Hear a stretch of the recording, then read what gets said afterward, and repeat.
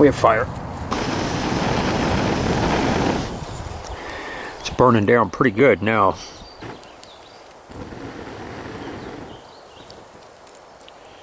Just wasted all this time and effort. Let's give this another shot.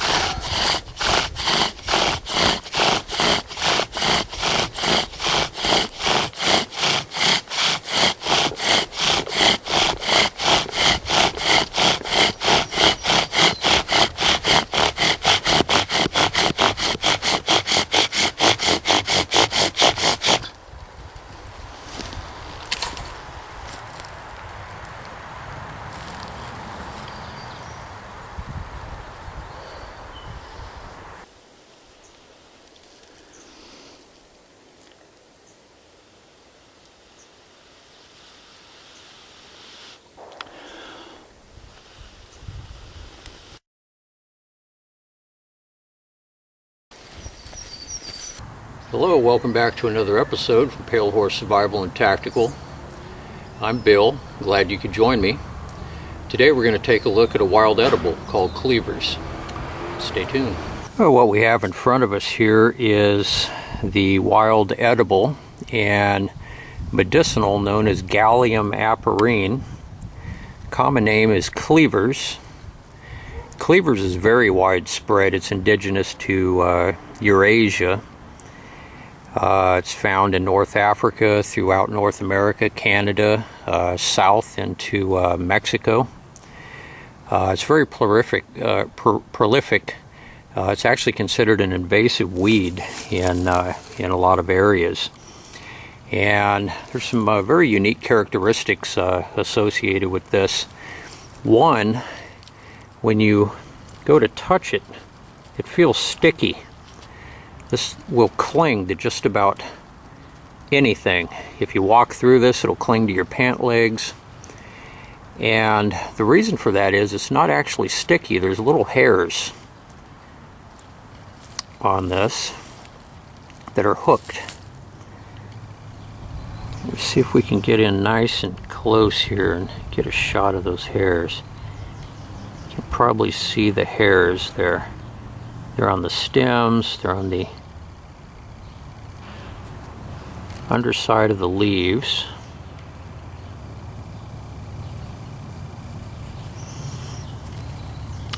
It's said that these hairs were actually the inspiration for the invention of Velcro, the hook and loop of Velcro. Hopefully the camera's picking it up. There we go. You can see that right above my thumbnail. Get a good look at those hairs, and they're just covered with the hairs.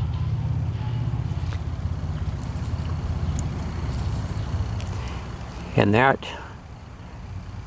allows the plant to spread far and wide. Animals walking by, pieces of the plant, even the seed pods. Now these aren't in flower now.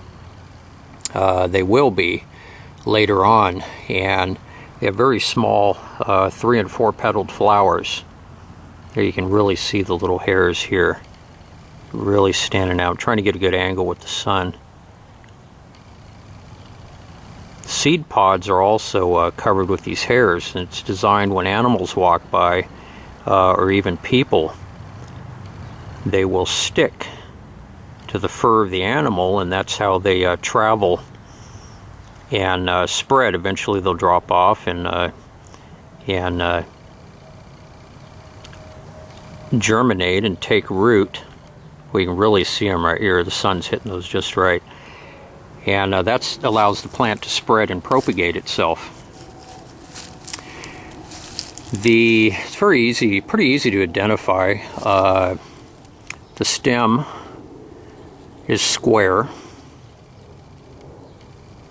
just like members of the mint family, but this is not in the mint family. It's actually in the Rubaceae family, which is the family that coffee belongs to. And when this flowers, you can actually collect the seeds. You can roast those, grind them up, and use them as a coffee substitute, minus the caffeine content. Tastes very similar to coffee.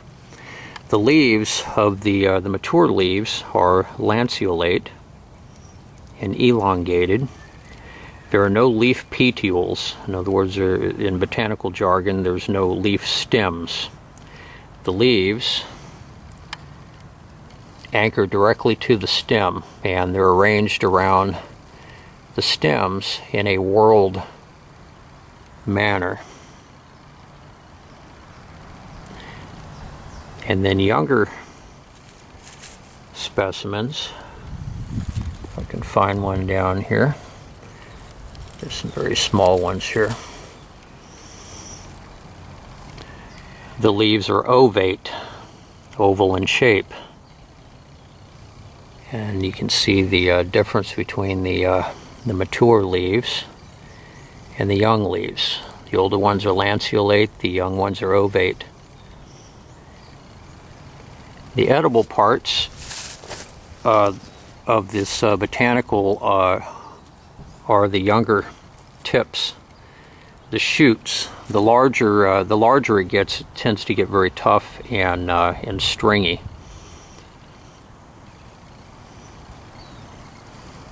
So this would be the more viable option when it comes to edibility, is to collect the younger tips and the shoots. Now, if you're going to eat this, I would not advise eating it. See, it's gripping my finger here with those hooked hairs. I would not advise trying to ingest this because of these hairs here. So this is best cooked. You can simmer it, add it to soups or stews. You simmer it for about 5 minutes. These hairs will become soft. They won't be stiff like this. I wouldn't try to chew these things up with the hairs in there and risk having them getting a mouthful of those stiff hairs and having a wad of that hang up in your throat. So you have to be very mindful of that. Cleavers is very high in vitamin C content. It is, checking my notes right here real quick, make sure I didn't forget anything. It's very high in mineral silica. The medicinal properties are that it's a lymphatic cleanser, also a blood and liver detoxifier, and it's also diuretic in much the same manner as dandelions are. And by diuretic, it'll increase urine production, so it's good to flush out the urinary tract. Also good if you have urinary tract infections. It'll help flush that out and cleanse the liver. Go ahead and scan around here, and it grows in pretty good sized patches. It can get up to almost waist high in some areas if it has good soil.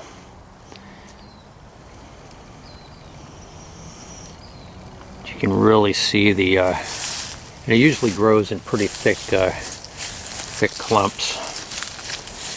Presently we have just a ton of this stuff growing around here. There's another big patch over here.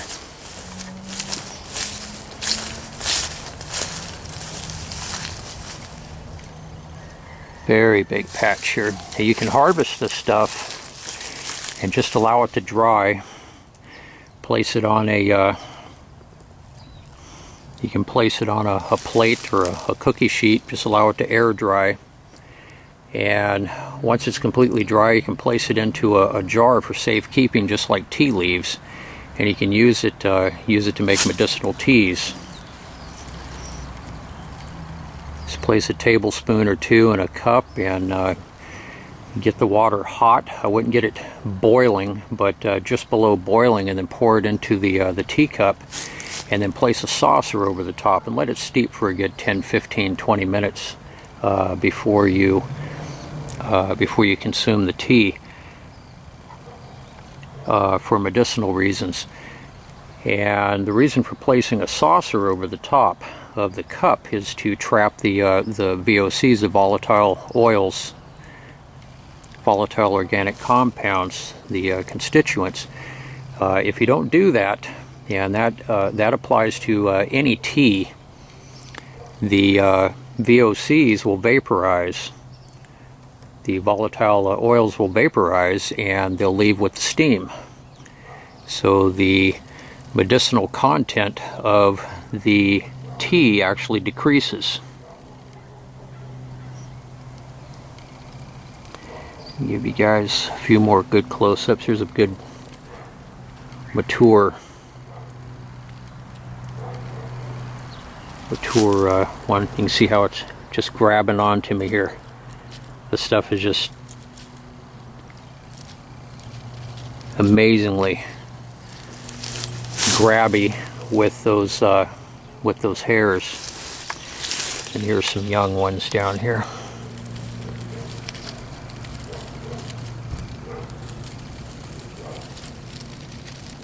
And you just can't miss it with the ovate leaves, and you just go to touch it. If you feel if it grabs you and has the feeling of stickiness to it, you know you found the right right plant. You can see the ovate leaves at the bottom down here, the younger shoots.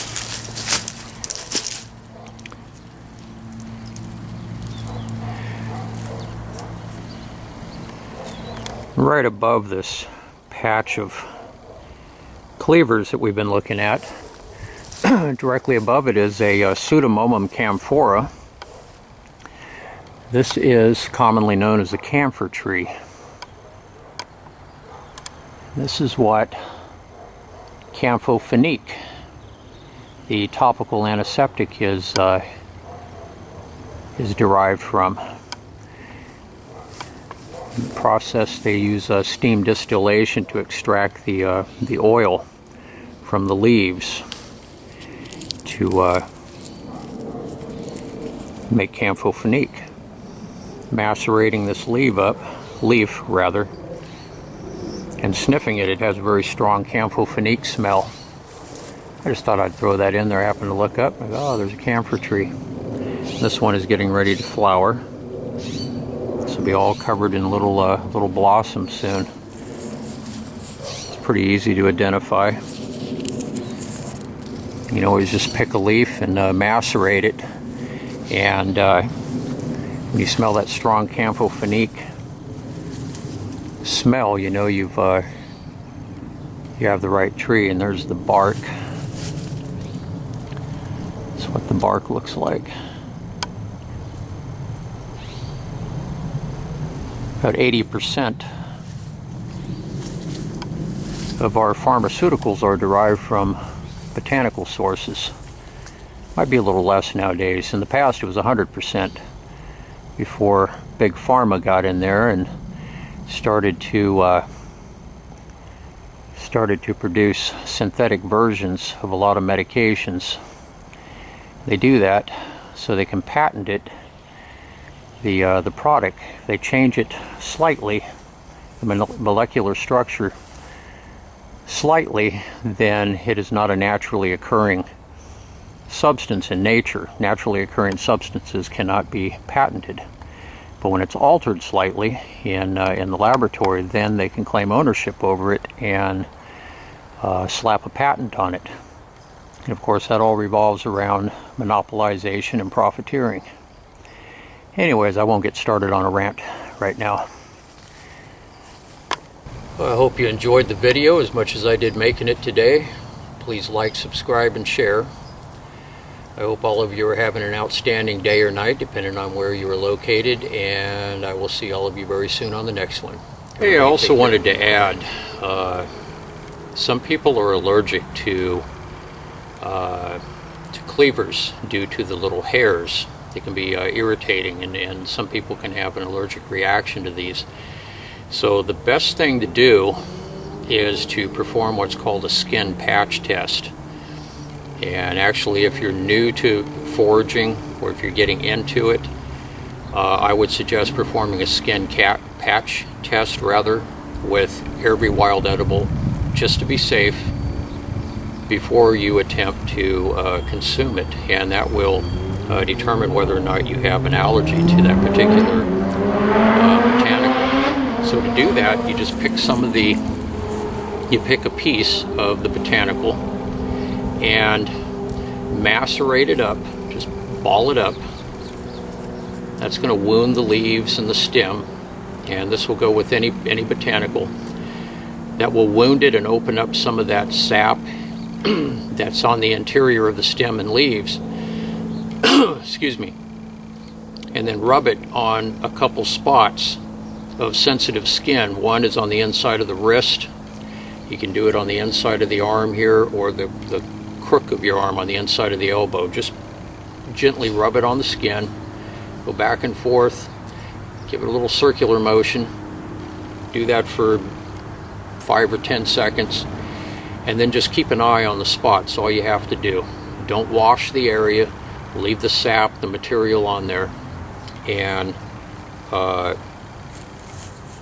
see if you have a reaction after 48 hours, 2 days. If you don't have redness, itching, swelling, any sort of irritation whatsoever, then you're more than likely good to go.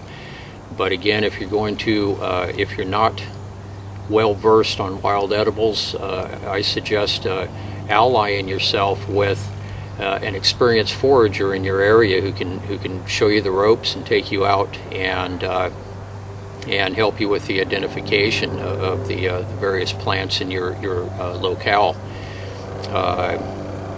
Proper identification is always key, and that's your responsibility. So if you eat something that's wrong, you didn't properly identify it. If you get sick, I won't be held liable. My advice is to find somebody who is experienced in your area to go out and help you with the identification process.